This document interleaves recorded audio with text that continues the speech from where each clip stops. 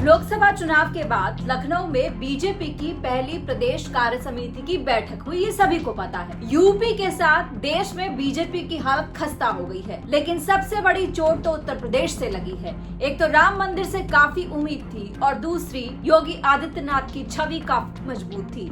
दोनों के अलावा मोदी मैजिक भी कुछ नहीं कर पाया, पर ये बात कोई नहीं कह पा रहा। खैर, लखनऊ की बैठक में दोनों डिप्टी सीएम के साथ बीजेपी के राष्ट्रीय अध्यक्ष जेपी नड्डा भी मौजूद रहे। लंबा चौड़ा मंथन हुआ कि आखिरकार लोकसभा चुनाव में उत्तर प्रदेश में बीजेपी को इतना बड़ा झटका क्यों लगा।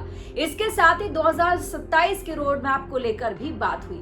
समझा दिया कि उत्तर प्रदेश के चुनाव में इस बार 2027 में जो विधानसभा चुनाव होंगे, चलेगी तो योगी की। हारे हुए मोहरों और पैतरों की अब वहाँ कोई जरूरत नहीं है। तो ये तो साफ हो गया कि यूपी में सीएम योगी की पावर कोई कम नहीं होने वाली है, बल्कि बढ़ने वाली है। और केशव प्रसाद मौर्य के बीच चल रही उनकी टशन भी अभी तक खत्म नहीं हुई है।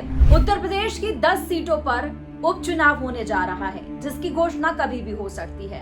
साथ ही 2027 के विधानसभा चुनाव को लेकर भी सभी कार्यकर्ता अभी से एक्टिव होंगे। योगी आदित्यनाथ ने कहा कि आज से 2027 विधानसभा चुनाव की तैयारियों में जुट जाएं।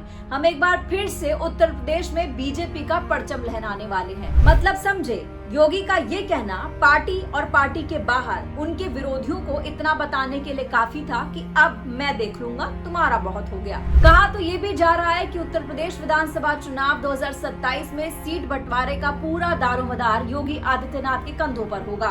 लोकसभा चुनाव में टिकट बंटवारे को लेकर, उम्मीदवारों को बदलने को लेकर के योगी आदित्यनाथ की बात नहीं सुनी गई थी और इसका खामियाजा बीजेपी को उठाना पड़ा। लेकिन अब योगी आदित्यनाथ के पास ये बड़ी जिम्मेदारी आ चुकी है और उन्होंने सीधा सीधा संकेत भी दे दिया है। बैठक में सीएम योगी ने लोकसभा चुनाव के नतीजों का जिक्र किया। उन्होंने कहा कि अति आत्मविश्वास के कारण ही हमारी अपेक्षाओं को चोट पहुंची है, यानी जो ओवर कॉन्फिडेंस में जी रहे थे, चुनावी नतीजों ने उन्हें आईना दिखा दिया। ये बात आरएसएस प्रमुख मोहन भागवत भी कह चुके हैं। योगी अब विपक्ष को भी अपने हिसाब से नापेंगे, देख लेंगे कि उनका क्या करना है। लेकिन इस कार्य समिति की बैठक में बीजेपी के राष्ट्रीय अध्यक्ष जेपी नड्डा भी नजर आए। उन्होंने अपनी वही पुरानी बातों को दोहराया कि प्रधानमंत्री के नेतृत्व में हमने यूपी में 2014, 2017, 2019, 2022 में बड़ी सफलताएं हासिल करी है और दबाव बनाए रखा था। 2014 और उसके बाद के चुनाव में जितना मतदान प्रतिशत बीजेपी के पक्ष में था, 2024 में भी उतना पाने में सफल रही है।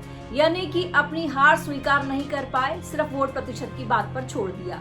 इसके बाद बारी आई डिप्टी सीएम केशव प्रसाद मौर्य की। कहा तो ये भी जाता है कि मुख्यमंत्री योगी आदित्यनाथ और डिप्टी सीएम केशव प्रसाद मौर्य एक दूसरे को बिल्कुल पसंद नहीं करते, पर योगी के आगे मौर्य की चलती ही कितनी है। वैसे योगी को हटाने के लिए एड़ी चोटी का जोर लगाने वालों में केशव प्रसाद मौर्य भी थे और भी लोग थे। 2022 विधानसभा चुनाव से पहले भी लगभग ये तय हो गया था कि योगी को हटाया जा रहा है। तब विधानसभा चुनाव में सिर्फ 9 महीने रह गए थे, लेकिन आरएसएस का साथ योगी के साथ हमेशा रहा है, तो यहाँ भी साथ दिया और योगी की कुर्सी बच गई। वैसे योगी को हटाने की खबरें कई बार आती रही हैं, क्योंकि सिर्फ केशव प्रसाद मौर्य ही नहीं, केंद्र के कई बड़े नेता भी योगी को पसंद नहीं करते, क्योंकि उनका काम करने का अपना एक अलग ही स्टाइल है। वो काम करने में विश्वास रखते हैं, ना कि जी हजूरी में। हाँ, कंधे पर हाथ रखकर फोटो खिंचवाना मजबूरी हो सकता है या कोई स्ट्रैटेजी हो सकती है। इस बार के लोकसभा चुनाव के दौरान भी दिल्ली के मुख्यमंत्री अरविंद केजरीवाल ने भी योगी आदित्यनाथ के मुख्यमंत्री पद से हटाए जाने को लेकर बयान देकर इस दावे को हवा दी थी कि अगर बीजेपी सत्ता में लौटी तो योगी आदित्यनाथ को मुख्यमंत्री पद से हटा दिया जाएगा। खैर, बीजेपी को तो अभी अपनी लाज बचानी है। 2019 के लोकसभा चुनाव में बीजेपी को जहां 62 सीटें मिली थी, वहीं 2024 के लोकसभा चुनाव में सिर्फ 33 सीटें मिली है। इतना ही नहीं, जिस राम मंदिर को लेकर बीजेपी आगे बढ़ रही थी वो भी हार गई, अयोध्या की सीट हार गई, और इससे बड़ी शर्मनाक हार क्या होगी। खैर, योगी की नहीं सुनी उस वक्त तो ये खामियाजा उठाना पड़ा, लेकिन अब विधानसभा चुनाव और जो उपचुनाव आ रहे हैं उनका सभी का दारोमदार योगी आदित्यनाथ के कंधों पर है। और अब ये देखना होगा कि योगी आदित्यनाथ जो है वो अपने आप को फिर से कैसे प्रूव कर पाते हैं। इस खबर में इतना ही। आपकी जो भी खबर पर राय हो कमेंट बॉक्स में जरूर कहिएगा। नमस्कार।